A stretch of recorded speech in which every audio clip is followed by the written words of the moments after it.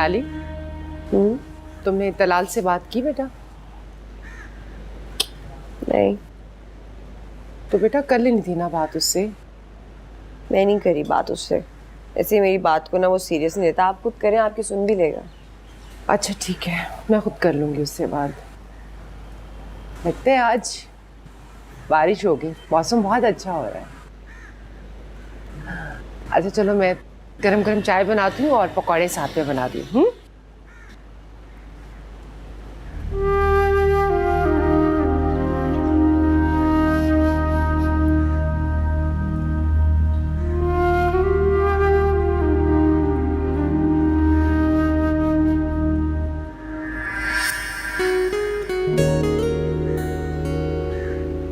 सैफी, सैफी, इतना प्यारा मौसम हो रहा है बाहर, आप क्या ये बोर काम लेके बैठ गए? तो इस मौसम में मैं और क्या करूं? खूबसूरत मौसम को खूबसूरत तरीके से एंजॉय करना चाहिए।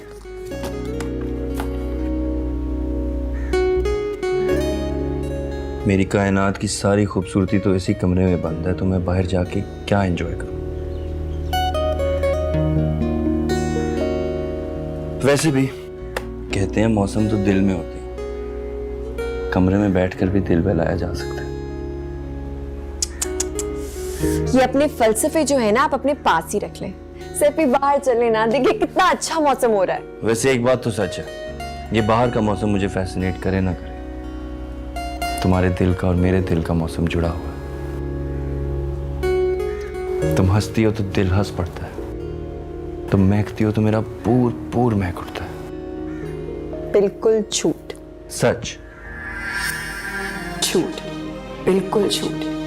अगर ये सच होता ना सैफ, तो आज भी तुम हमारे साथ होते।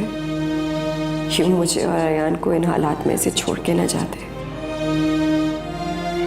मोहब्बत करने वाले तो बुरे से बुरे वक्त में भी एक दूसरे का साथ देते हैं, समझौता कर लेते हैं, मोहब्बत की लौ को नीचे कर देते हैं, यूं फूंक मार के बुझा नहीं देते मोहब्बत के दिए को। तूने कैसा है चढ़ाया, सुनियारा सुनियारा। बीजन, मैं सोच रहा था कि शहबाज आ रहा है, उसके साथ इस्लामाबाद चला जाऊं। पिंडी में भी बहुत सारे काम हैं जो देखने हैं मुझे। खुद देख लेगा शहबाज कि तुमने पाकिस्तान वापस आके अपने आप को कामों में उलझा लिया है। ना तुम्हें कोई मेरी बात सुनाई देती है और ना तुम कोई जवाब देते हो। बीजान, मैं आपकी किसी भी बात का क्या जवाब दूं? नहीं है मेरे पास किसी भी सवाल का जवाब। मैं खुद इतना उलझा हुआ हूं, मेरे सामने कोई रास्ता वाज़ेह नहीं है। तुम बुज़दिल हो तैफी, बुज़दिल। पहले भी तुमने लाला रुख को खोया और अब उससे बेखबर रख के दोबारा खोना चाहते हो। बीजान, आपको क्या लगता है मैं लाला रुख के पास जाऊं और उससे कहूं कि लाला रुख, मैं तुमसे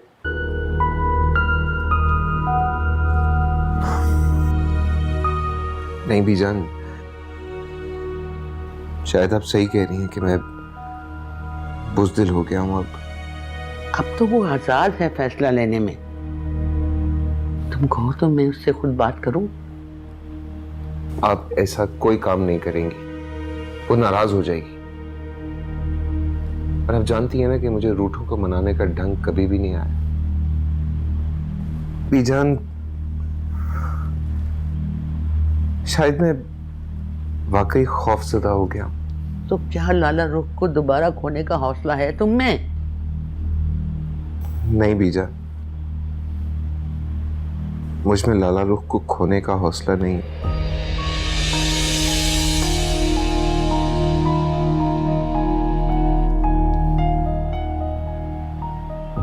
लाला रुख के साथ जिंदगी में जो कुछ भी हुआ,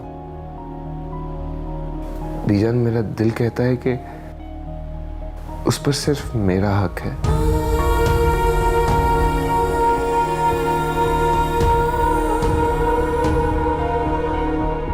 कहने का हौसला नहीं है, क्या करूं?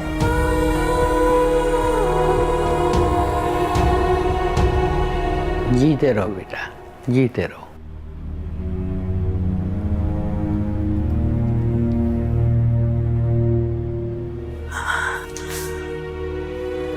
हे खुदाया।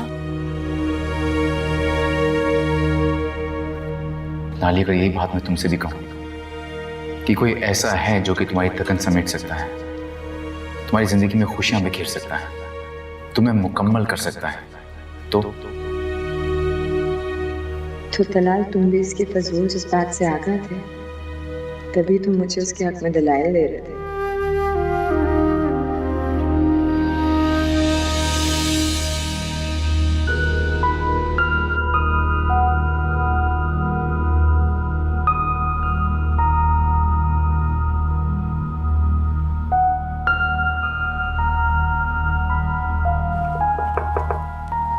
All okay?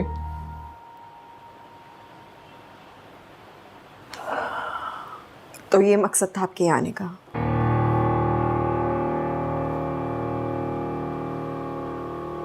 मेरे ख्याल में आप सब कुछ सुन चुकी हैं ना। अब मजीद किसी वजाहत की जरूरत नहीं रही। बिल्कुल ठीक कह रहे हैं आप। अब वाकई किसी वजाहत की कोई जरूरत नहीं है मुझे। सही कहा।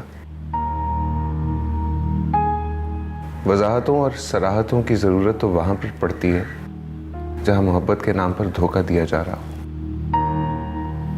आई एम सॉरी लाली, मुझे अपने जज्बात और तरीका इजहार पर कोई शर्मिंदगी नहीं। ये जज्बात मेरा कुल असासा है। शायद मेरे जीने का असल जवाब भी यही है। या यूं समझ लें कि ये जज्बात अगर मुझसे छीन लिए जाएं तो मैं वीरान खंडर हूं और कुछ भी नहीं।